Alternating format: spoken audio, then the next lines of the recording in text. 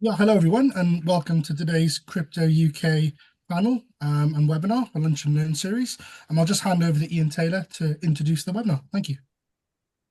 Thank you ever so much, Nathan. Good afternoon, everybody. Pleasure to see so many familiar faces here today. Quick intro from myself, and I'll go around our illustrious panelists today to introduce themselves. My name's Ian Taylor. I'm board advisor and director at Crypto UK. Been involved with the Trade Association pretty much since inception back in 2017. So can talk to this topic today in some length, but I'm not the expert here in the field. We have a number of market participants that could talk to their experiences and hopefully give our community and those folks joining today a good sense of where we are with regards to support to this industry, not just for providing financial services, banking, and so on and so forth, but a host of other professional services and support that the crypto sector needs, much like any other sector, why it's not getting serviced and what we can do about it. Okay, that's enough from me. So perhaps I'll go around in the order that I see on my screen. So first, if Matt can introduce himself, please. Yeah, no worries. Thanks, Ian, for the great introduction there and overview. So Matt Orchard, currently working for Equals Railsar. Have a background in both sort of TradFi and spent some time myself working for obviously one of the world's largest crypto exchanges, and then also for an organisation that was specifically banking crypto businesses as well. So got a bit of an experience on both the buying and sell side of crypto and the pains. From the BVNK, from the Equals perspective, we've obviously had live partnerships with BVNK recently. So there's been some press around that. So we're trying to move the business in that direction. But for us at Equals, for those who don't know, we're a sort of a banking solution provider. We provide sort of banking solutions to a range of clients, ranging from cards, foreign exchange, bank payments, virtual IBANs, you name it. We've right the way through to a full banking as a service model as well. So yeah, that's me. Thanks, Ian. Thank you very much, Matt. And then I'll ask Steve, please, to introduce himself. Thank you. Thanks, Ed. Steve Martin. My background, I was at Barclays for 20 years, so very much a sort of TradFi experience. Up until 4 years ago, I was of the view that crypto was all fraud and money laundering. I've very much changed that opinion. And I'm now at a company called Greengage. We offer accounts and lending focused on the crypto industry and the wider underbanked. And so very much see on a daily basis, actually, the issues that affect this industry. I would apologise for my camera that likes to recenter throughout this call, so that will at least give you some entertainment. Okay. So back to Ian. Thank you, Steve. I guess the camera detected a pigeon outside your window. Happens. Okay, great. And then over to Bob. Hi, yeah, I'm Bob. I work for a company called Newgate. Newgate's a communications company, which means we help clients talk to their stakeholders. That could be investors or customers or government, etc. I mean, I head up the financial advisory and transactions team, so that means I specifically talk to investors really on behalf of my clients. Working with listed companies, helping them draft their press releases so they can tell the market the progress with their business, helping them present their results, etc. But also helping non-listed businesses through the process of achieving a listing on the UK Stock Exchange, and it's through that process that I've recently started working with some digital asset companies. Great. Well, thank you to our panelists. So let's just dive straight in, and perhaps I'll frame this first question as an open question to the group. So the title of today's session is Solving the Issues of Financial Access for UK Crypto Firms. Unfortunately, this one issue is still a problem, has been a problem for pretty much the entirety that I remember advocating for the industry. Let me open it up as to firstly, why do you guys think it's an issue? And then once we've gone around the table as to why it is an issue, what can be done to address that so folks operating crypto businesses aren't shut off for paying vendors and employees in fiat, for example. I'm happy to start that conversation. Thank you. As I said before, I've experienced this on both sides. I've experienced the pains from working, for a crypto organization, which at the time was being, debanked and offboarded, not just limited to banking accounts, but also for sort of APMs there, sort of alternate payment methods, working with the card schemes as well. And these issues come out of nowhere. I think that's probably the bit that I would always raise, is that the biggest issue for me is that they seem to be very snap decisions. And it's really, how do we get to that and the clarity for it? And that's probably been the biggest thing for me. And anywhere that I've worked is that communication aspect with the client. But there's a few key ones that probably jump out that are fairly obvious. I think some of it is around the rest of the regulation and the ambiguity of it, right? I think that these sort of industries like ours are working in the background partnership with banks, whether they're large tier ones or neobanks, and the regulation in the market changes all the time for the good and the bad. And those expectations are that we have to move really quickly to protect our own licenses as well. So sometimes everyone can get sort of rolled into that sort of ambiguity when messaging isn't sort of too clear. And I think sometimes as well, there's probably a point of perception depending on where you work. So I'll just give an example of that for those on the call. It's no surprise that there are banks out there in the market that support businesses like ours and others that are very much more crypto friendly, right the way through to the kind of, let's call it, the non crypto or digital asset friendly businesses, and not just digital assets, any other sort of what you deem as high risk businesses. And the decision inconsistency has always been a bit of a shocker to me. You could operationally have a partnership with two business providers, ourselves and somebody else as an example. They could be using the same back-end bank provider, but the decision process is inconsistent. Somebody will say yes to something and somebody else will say no. So some of that inconsistency comes from, I guess, personal risk, how the team are built. We have some teams that are more experienced, obviously, in the crypto side than not, and that can also lead to these multiple sort of redundancy options as well. So I think for me, the regulation, the ambiguity, which drives our decisions, and also some of this kind of I guess inconsistency in decision making ourselves that we've got to learn in the industry. That would be the two things for me that jump out immediately. Steve, from your experience, what do you think is the reason why there's been a debanking, both for corporate facilities and maybe also on the retail side, sending transactions onto venues, for example? Yeah, it's probably quite a wide answer decision. And I think if we look, like you say, this has been an inception of this industry.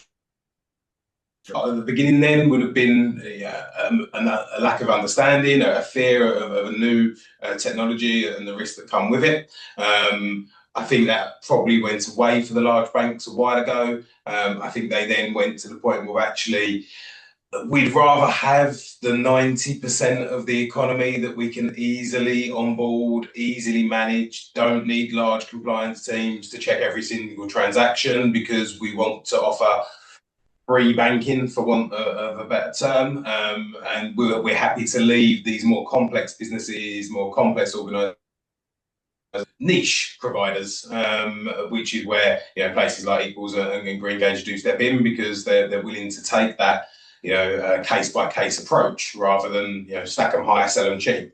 That's an easy answer there. I think there's a controversial answer around anti-competition. I do think there's been a period where these banks do see digital assets as the potential replacement for financial services, and maybe wanted to buy some time while they will develop their own proposition. I think JP Morgan is a good example of that. They've gone full circle from crypto is the devil's work to here's buy our coin.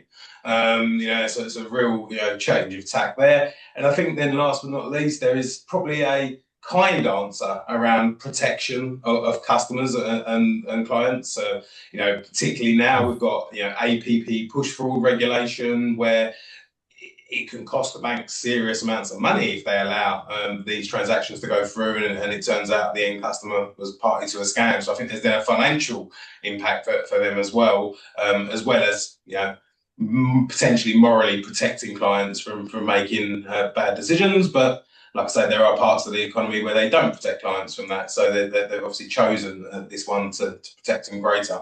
So like I say, there's not one answer. No. Matt talked about regulation and all that piece as well. There's probably more answers than that as well. So it's not an easy answer.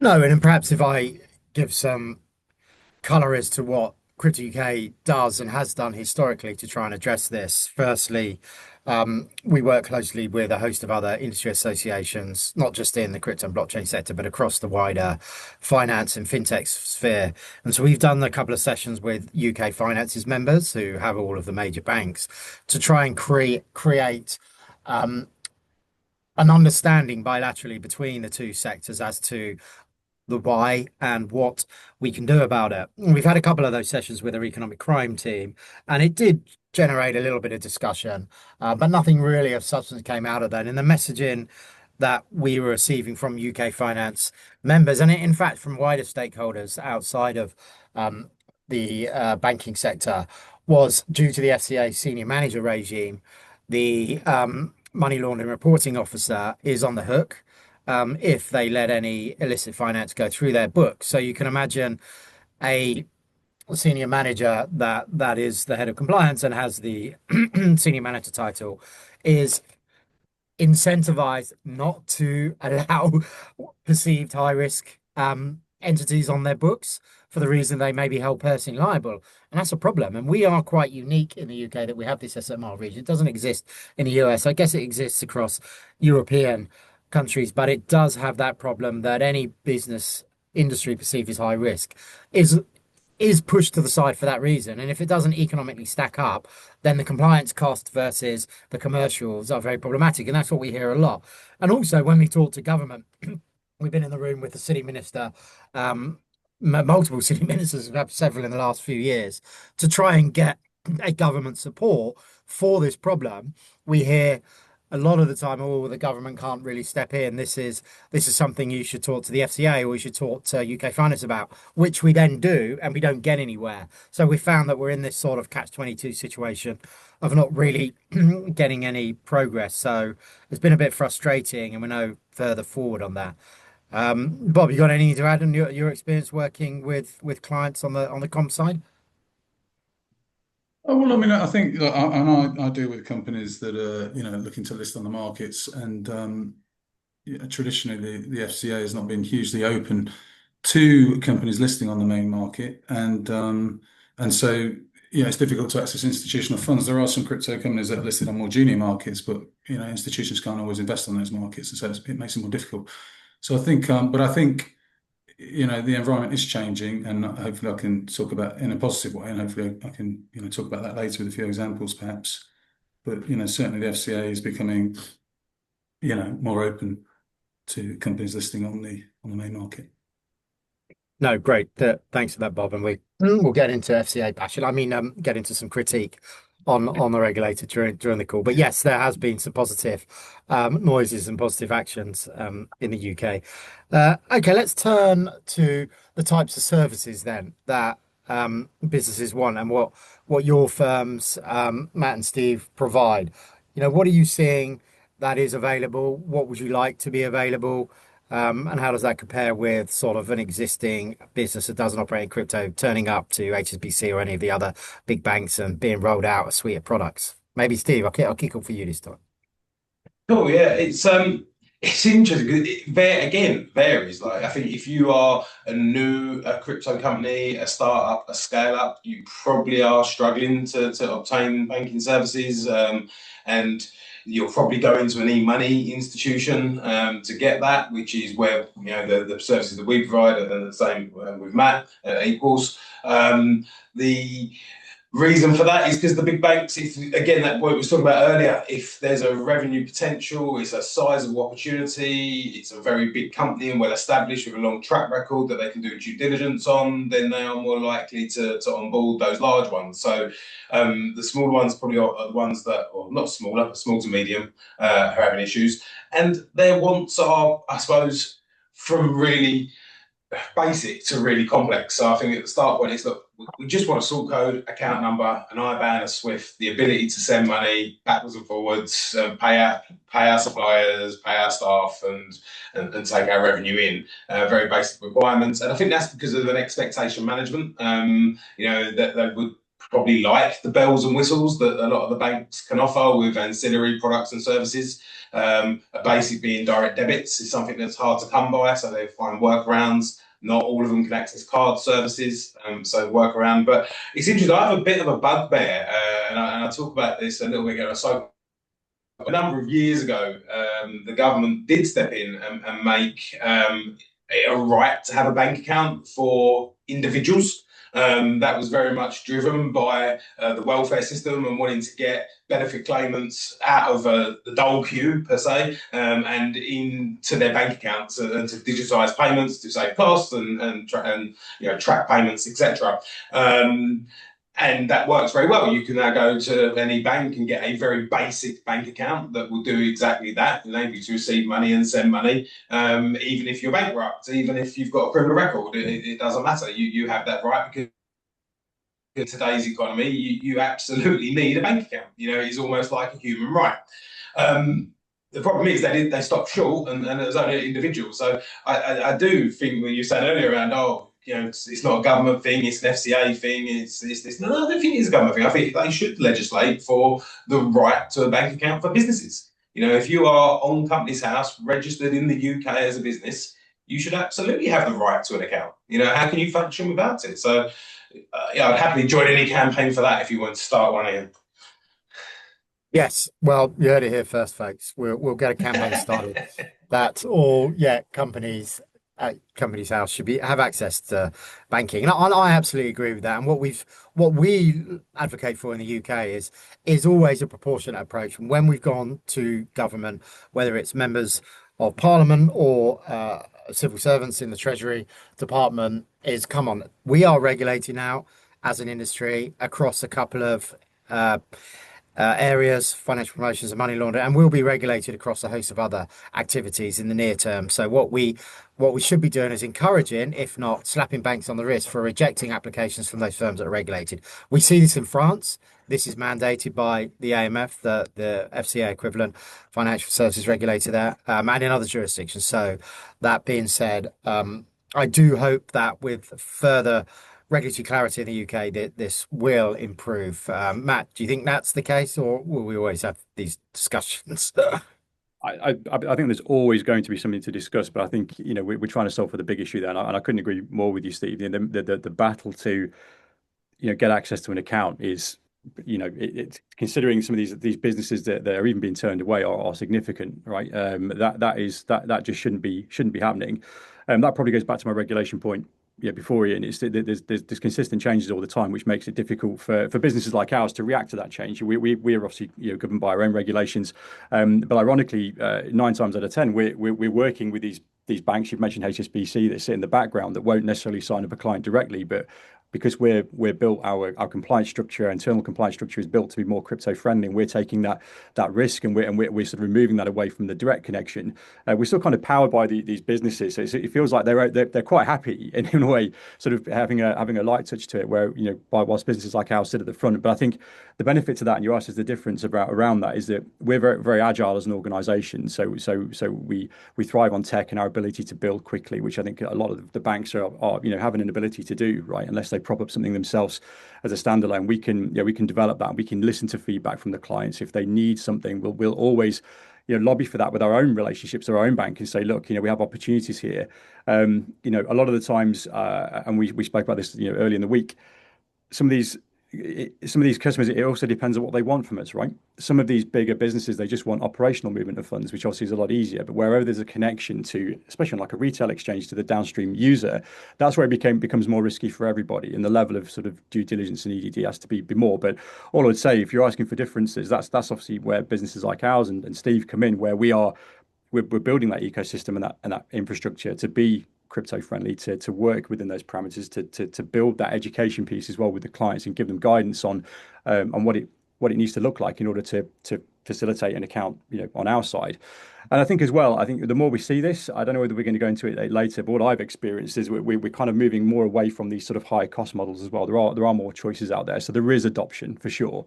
If I look at where it was sort of even 2-3 years ago, some of these businesses had no choice. They had to go to somewhere, and that also then led them to be able to be charged whatever that looked like. And then you've got this issue of kind of multiple provision as well. So there are all these sort of complex ideas, but we're looking at differentiators. We're trying to encompass everything and provide a client with everything they need in these sort of high risk sectors. But I think we're always going to be facing challenge with mixed regulations between European economies and the UK and like as well. Ian, if I can Yeah. come back in again, this case, just Sure. there's one thing you said about what is it these businesses want, and I focused very much on the kind of fiat access rails. But I must admit, over the last probably year, I'm seeing more and more requests for one-stop shop of fiat and crypto rails. So the ability to use stable coins maybe alone, or if possible, BTC, Ethereum, and the others, but very much we don't really want to be having to send money from our account here to a third party exchange. Potentially that, what's the word I'm looking for there, that extra friction that can create in the payment flow. And so similarly, there are more and more providers coming on that are offering that. Now, the problem you then have is another regulatory problem in that, say, e-money is not within the FinProm regulation, whereas crypto is within the FinProm regulation. And so actually, if you are selling, then there's an additional regulatory burden around who you can and can't offer that to, and how you deliver that service, and the disclosures and the permissions you need to do so. So although, again, I think there is a demand for that multi-channel banking type service all in one place, the regulation does cause problems with it. And I think that probably goes then hand in hand with, a GB stablecoin not really being fully adopted at this stage as well. I think if I may add, that's a really, really great point, Steve. And I think what probably else we haven't been clear is that we're not a crypto specific business. We help support. We will bank crypto businesses. We'll bank high risk industries. But I think as I said, you sort of mentioned this earlier in the week. We have relationships with some of the biggest organizations in the world, right? These are blue chip. These are marquee brands that you will all know, and each one of those institutions are in some way facing into including stablecoin into their flow. So how do we as a business want to deal with that? Well, we want to support that. We're doing that via partnership rather than looking at building ourselves to these sort of experts, if you like, in their field who've already gone through the sort of regulatory pain and provide a good solution. That's a good option for us now, because it means we can be quick to market and we can help support even those businesses that aren't defined as crypto organizations but are now having to deal with let's say a high risk asset, although you'd argue stablecoin isn't. But again, to your point, Steve, I think you're right, because then in the full circle of getting that sort of off ramped into fiat, that's the part that we then sort of continue to fulfill in that cycle. So yes, it's a great point, Steve. Yeah, I'll pick up. You both talked about demand driven both for a new form of digital payment. Stablecoins is a new payments rail. And we can talk about the benefits of that and the adoption, but also Bitcoin and other crypto assets, blue chip assets as a new investment class. And then Bob's got some experience in the institutional space in terms of London Stock Exchange now listing companies that work in crypto. And also we know that funds, structured products are now allowed to list on London Stock Exchange. And we saw the FCA repeal its ban on exchange traded notes recently, which it put in place a full prohibition in 2019, which we at CryptoUK strongly advocated against, thinking that was an disproportionate approach rather, having a full ban, whereas something more aligned to having a cap on leverage would have been more effective, similar to we see in other securities such as contracts for differences. But one thing I'll ask you guys actually is, I've seen in my work in the last few years, companies want to accept crypto as a form of consideration for buying a thing. Now that thing could be, I don't know, an investment fund that thinks, you know what, there's a lot of people out there that hold crypto and they might want to use that to purchase and move out of a highly volatile asset and use that to buy a unit in a property fund, a REIT, or a unit in a mutual fund, right? And so these investment managers that build these products are talking to me as to how they go about that. And it becomes problematic because, I think you said, Steve, having to go the friction of going through one entity that provides you with, say, payments through e-money, and that's one license, versus then having to figure out how to accept crypto. What vendor do you use in terms of a sort of commerce provider? How do you do that? And it just ends up being quite costly and quite cumbersome. But if the demand's there, surely we need to focus on supplying that demand, right? That's how free markets work. Yeah, 100%. If you're looking for an answer on that, I absolutely get it. And this is my point in at the moment we've got this kind of multiple entity process going on where who can actually sort of formulate the entire flow of wherever you want to buy that and not an off ramp, and we all seem to sort of fulfill a part of that piece.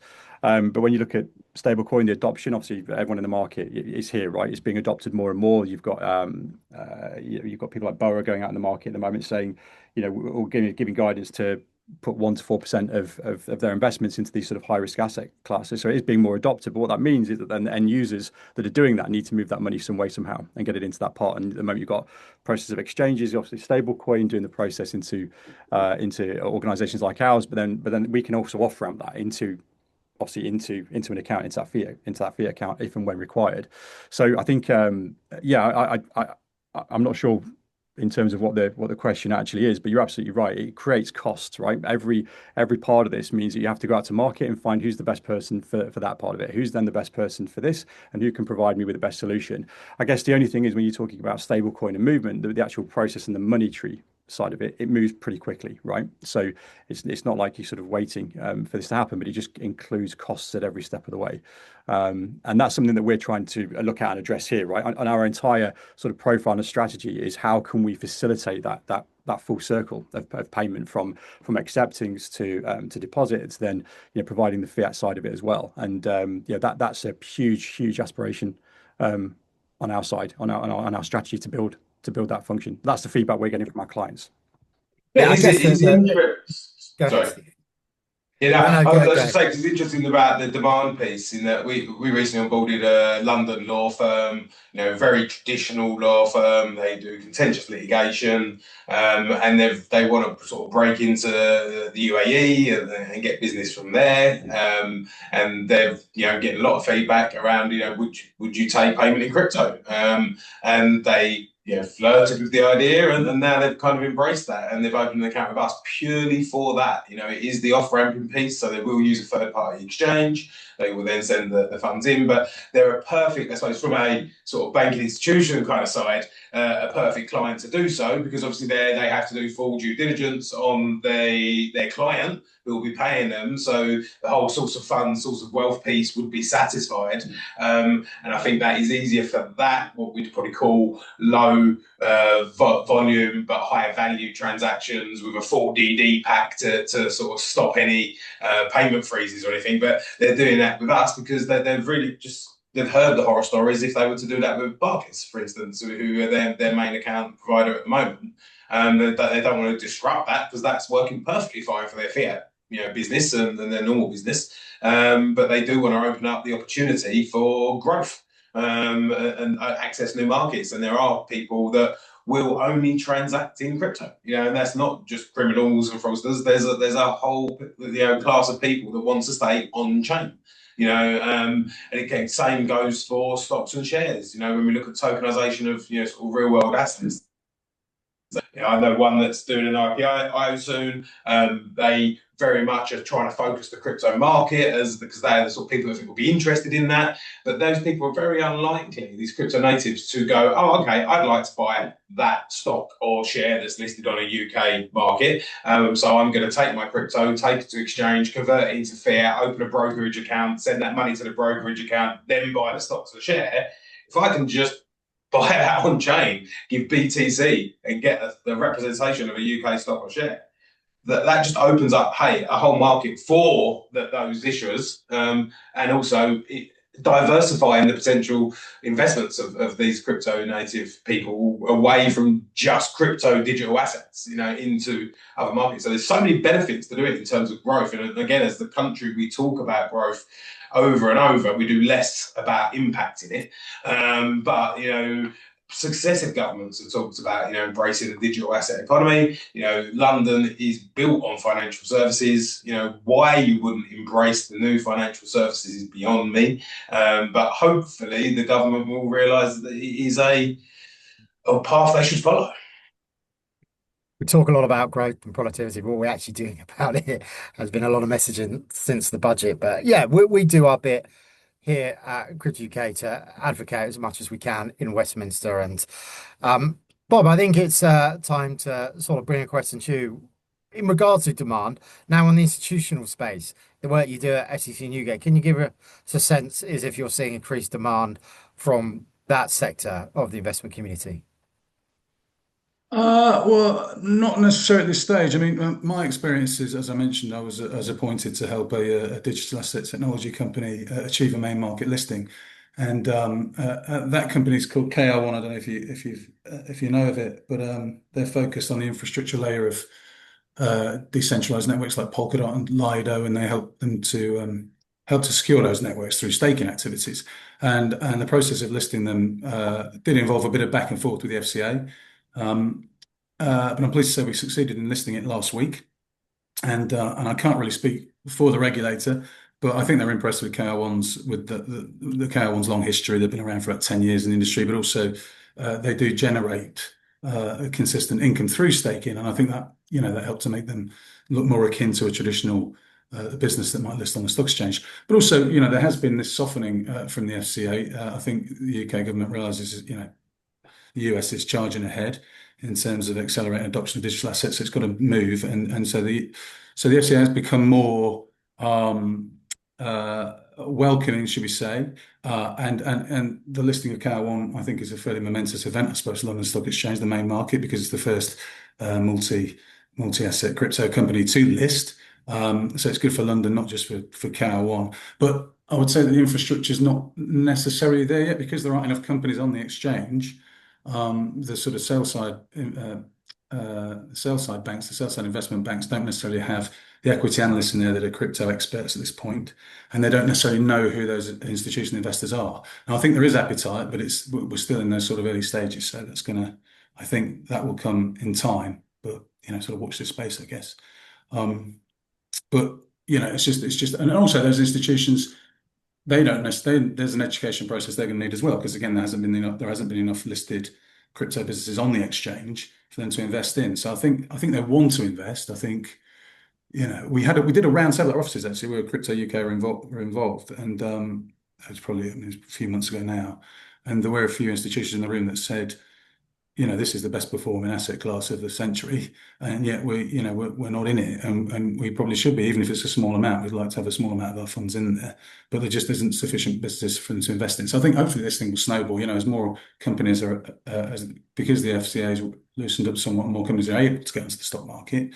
So we'll start to see more crypto experts on the sell side pushing these companies to the institutions, or institutions taking note and getting involved. But hopefully it'll be the UK is good at financing small innovative companies, and I think hopefully this could be the start of something really, really good, and the capital markets here will provide a source of fiat funding for crypto businesses that want to expand.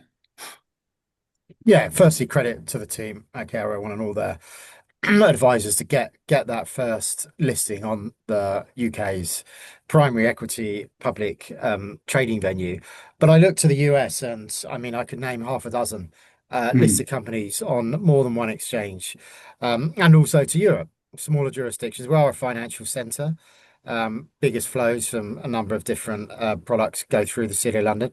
It does baffle me that it's taken this long, but I'm always the eternal optimist and look on the bright side that it's happened, and hopefully that does then open the floodgates for more. And one would assume that we'd see some digital asset treasury vehicles listed in the UK that give institutional investors access to buy an underlying through a regulated product in sterling without having to experience FX risk. And so, that being said, I mean, we'll come to questions from the audience, and I see some coming in a minute. But just sort of to wrap up from this group, what key takeaways should should we give to our members and the wider community listening today as to what they can do, and what do you think's coming, in the near future, whether it be regulatory clarity that drives further adoption or better prices, better products that we spoke about before. Let's start with Steve. Where we go?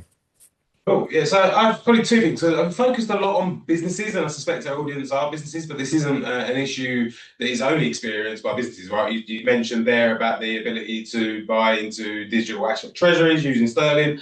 That is people looking to make investments, and some people are looking to do so in crypto. I myself was restricted a couple of weeks ago by Barclays. I'm now only allowed to make 2.5K transaction, 10K per month to crypto exchanges. But I can absolutely spend any money I want on the stock market or on gambling. But well, that's another conversation. So I say for individuals, you vote with your feet. You generally have the whole world of providers that are easy to onboard. People will take you. So if your provider's not, look around. There'll be one that will support. For businesses, I think my advice is a little bit the other side. Is probably look for a provider that doesn't onboard quickly. And I don't mean one that's going to take 6 months and then say no. I mean one that isn't straight through processing. Revolut is great. I really like Revolut, but I do hear a number of stories of people getting onboarded, really quickly, works really well, and then some kind of transaction comes in, the account gets frozen, you're then frozen for a period, and then you're debanked and you're starting all over again. What you want is a provider that fully understands your business, the jurisdiction you operate in, the clients you have, the industries you operate in, the currencies you're going to use, the payments you're going to send, the money you're going to receive, and understand that at point of onboarding, because then you're very unlikely to be debanked or frozen as long as you do what you said you were going to do. So I definitely focus on that and being very clear and transparent with your provider at the outset, so there are no surprises down the line. And similarly, I find, especially particularly in the crypto space, there's a lot of people trying to do a lot of different maybe products and services that are not necessarily the same thing. They require different regulations, they're different markets, they're different products. I would try to separate those out as well into different businesses, rather than trying to do everything under one entity. That generally does make it more complex and riskier for you as a business. So I would generally, if you've got two business lines, that are very different, I would do them under two separate entities and bank them separate, personally. So that's my kind of advice. So. Yeah, thanks, Steve. Any views, Matt, for this final question? Yeah, absolutely. I think probably one of the real risks that we see, obviously, is offboarding, right? And that offboarding happens sort of instantaneously. And a lot of that comes down to a point that Steve's made. It's around the communication. I think because the market has been challenged in multiple ways, sometimes there's a reluctance to share because there's a worry that's going to go down a rabbit hole of a non-starter. But from our side, we will look at every single use case where crypto is concerned, and we'll make our judgment based on what is shared by us. If we feel the business is compliant, if we feel they're running it in the correct manner, it doesn't really matter what size of that institution is. We're not just sort of leveraging sort of high sort of high end. Then we will do that. But I think to Steve's point, that sort of more collaborative and share what your business does, that will help with any avoidance of mitigating risks around being offboarded, which I'm seeing at the moment is the biggest challenge in the market. And outside of that, it is getting better. Like, we are seeing a greater consistency in what is being asked of by businesses like ours. We're trying to make that more consistent. I think Steve raised a good point. Maybe don't trust someone that can onboard you in 24 hours. It might not mean that's going to be a long-term partner provided for you. Look at their infrastructure. We're in a part of the world now, for me, where crypto businesses are almost now looking at who they want to work with rather than, oh, that's the only person that I can work with. So we're opening up the market to where crypto businesses are actually looking at it and going, hold on, are you the right partner for me? And I think that's really, really important to also recognize. Yeah, to summarize, absolutely. It's great that it's buyer has the choice now versus the seller shouldn't have the power in any competitive environment. And also, it is always worth, as you say, in the world of investment, portfolio risk, spreading the downside risk of having multiple vendors, providers, especially of payment services and banking facilities, which are essential to running any company, but does come with costs resource, compliance, time, energy. So yeah, it's a catch-22 scenario. But I think let's turn to some questions from the audience. We got one here from Hadley Chilton. Thank you ever so much. So this is so many startups in the space get their seed round in a stablecoin, either USDC or USDT. Linking out to fiat is traditionally a headache post the collapse of Signature and Silicon Valley Bank a couple of years back. What do you guys say to that? Lots of crypto native businesses will be mainly functioning with crypto. They might be receiving consideration in crypto, paying staff in crypto, receiving capital in crypto, but ultimately will need a touch point. And after these collapses, did that make it worse? Has it gotten better since those two bankruptcies? Would you like me to ask? Sorry. No, I'm happy to answer because Yeah. again, I felt part of that collapse. As a provider, we were part of that collapse where our banking partner was was closed. They went bankrupt. But outside of that, you've got all the internal networks they were using, like Send and all the rights that I think you've now got kind of CBIT over with Customers Bank in the US, which is still kind of largely monopolizing that. But the US market does feel like it's getting easier to navigate, and we're ourselves as an organization obviously very closely monitoring that. It has been like a big bugbear. If you're looking specifically at US markets, it's been a huge challenge since then, but it is definitely now with the change of obviously even down to the change of the president, dare I say it, there's been some sort of wider adoption in the banking regulatory status over there is becoming easier to navigate. But it doesn't get around the fact that when you're receiving the funds in, but I think there are ways around that, right? You've got the ability, as again, as Stephen Bob said earlier, where you can accept these flows of funds, and there are many exchanges out there and wallet providers that will allow that to come in, but it does come at a cost, right? And then it does then sort of present itself in this way. So I think the question is a really great one. Like most businesses, we're trying to solve that by providing every sort of step of that flow. So contractually, it's not then becoming a multi or tri-party agreement where you're just sort of negotiating in three areas. But I mean, look, there are businesses out there that can do it. I think that's what I want to say. And we're sort of key to help. We can accept those flows and we can offboard it on the fiat side. But we obviously want to be that sort of circular piece to that. But I mean, the US market has been a consistent and interesting one, in my opinion, Ian, to be honest. Everything I'd add to that is it depends how much work you want to do yourself to accept that investment. With accepting an investment in stablecoin, but you're going to need to know where it came from. You're going to need to know what the original source of funds, source of wealth is, because we're going to need to know that if you're then going to off-ramp it into us. I think we're getting to the point where as long as you're using a regulated exchange, obviously, for one, in the jurisdiction that you're looking to operate within is really important. It has to be an account in the name of your entity. You can't be, your friend's account that's sending direct in. It will have to be that because they will have their own AML policies. That gives us comfort. So it's then effectively a first-party payment coming from your account with an exchange to your account with us.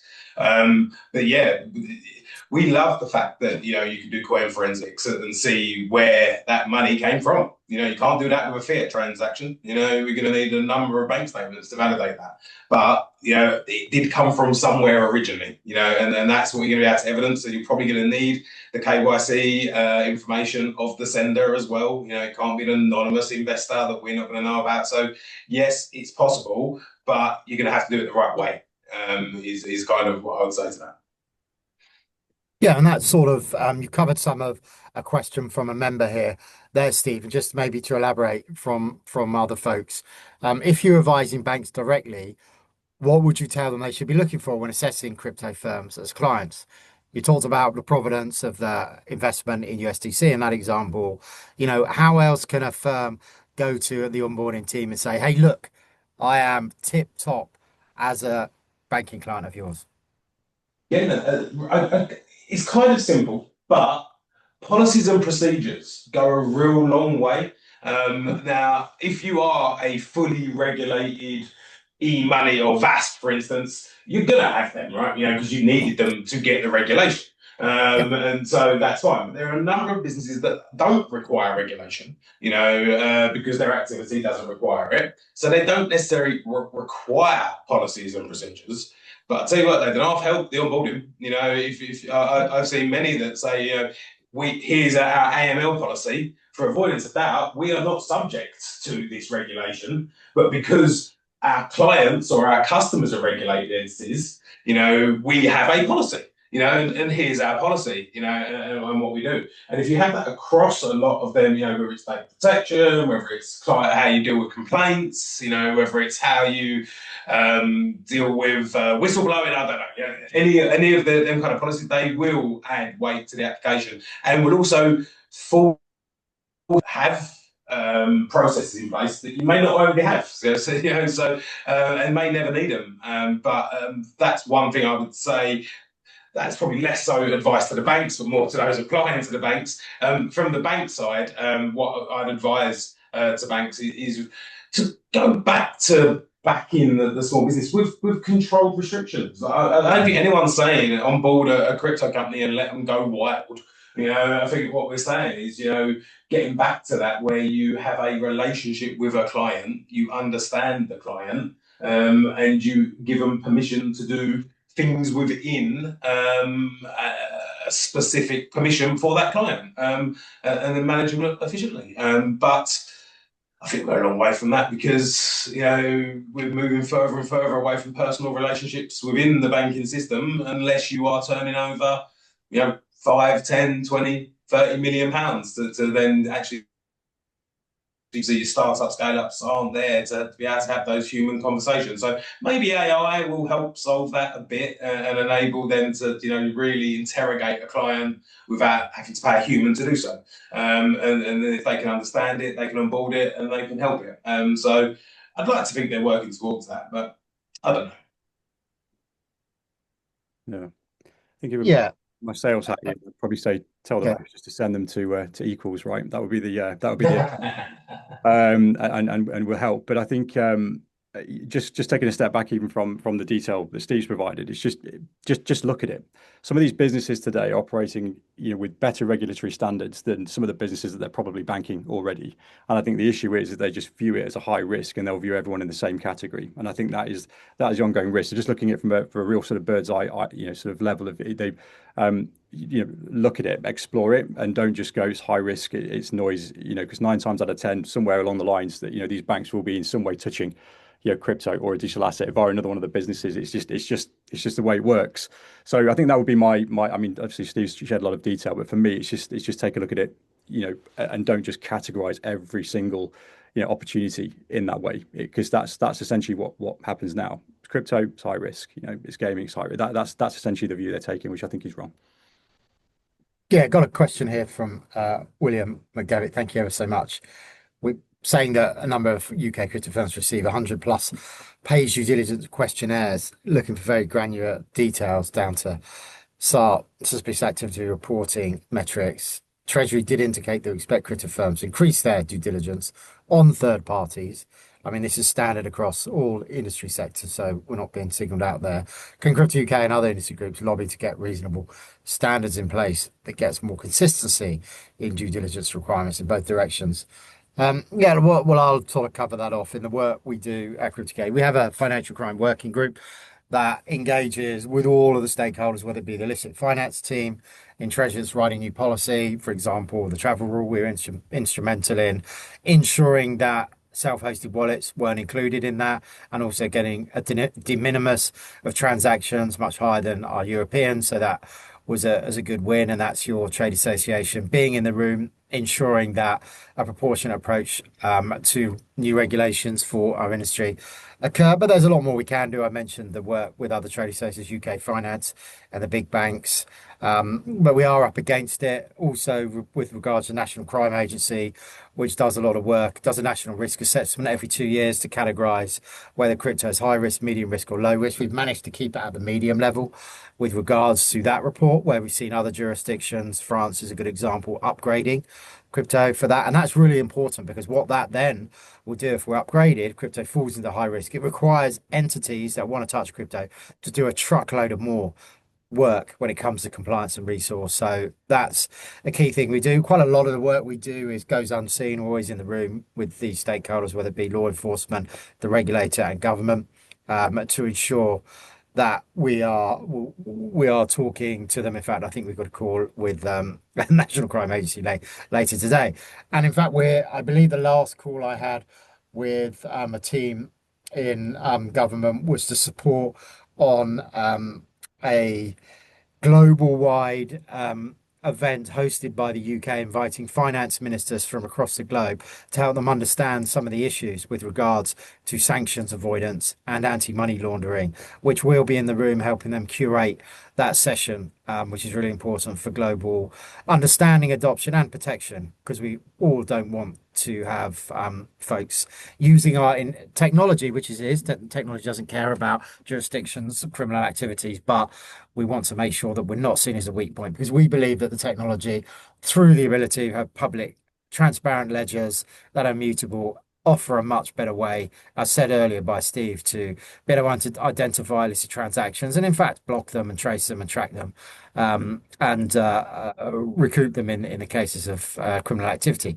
All right, well, that's a lot said by me. Let's see here. We've got another question here, coming to the end now, so please do get questions in. One from Joey Jones. Good question, Steve. You're talking about conversation with the bank. From their experience, Joey doesn't get to even have a conversation with a bank. Good point. Doesn't even get through the door for the first line of discussions. We just speak with the onboarding team. How do you get past that initial conversation? Is it who you know?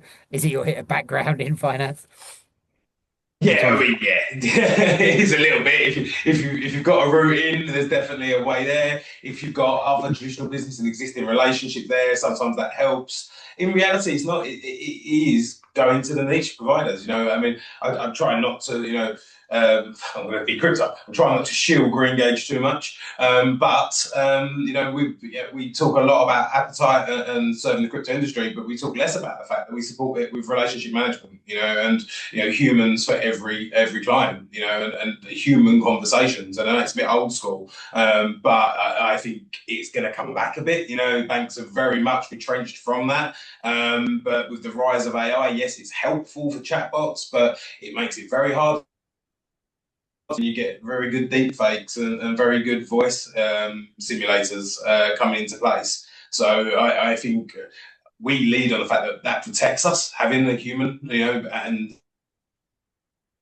at least virtually, which in the future that's still going to be hard to know it's definitely real. But at least it's something. The banks are not doing it at all.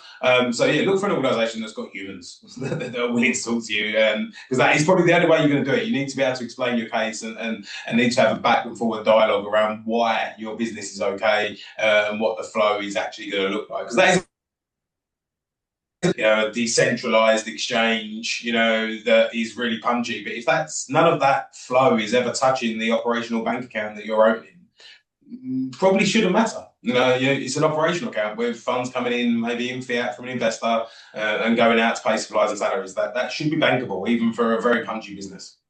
And I think, Steve, you probably may agree as well that, and I'm not sure if this was also the question in the light of the member, certainly for new businesses that can't necessarily demonstrate those big numbers that the banks require. Because a lot of the time you sit down with a banking manager and they say, you've got to be turning over 1 million. You've got to have 25 employees. You've got to have X, Y, Z. And this isn't it, crypto. This is just a very sort of, very blinkered approach from the banks, and you fall into that modality straight away. So to the point, there are plenty of people out there that can help in that instance. There's these sort of specialist providers like yourself, like ourselves.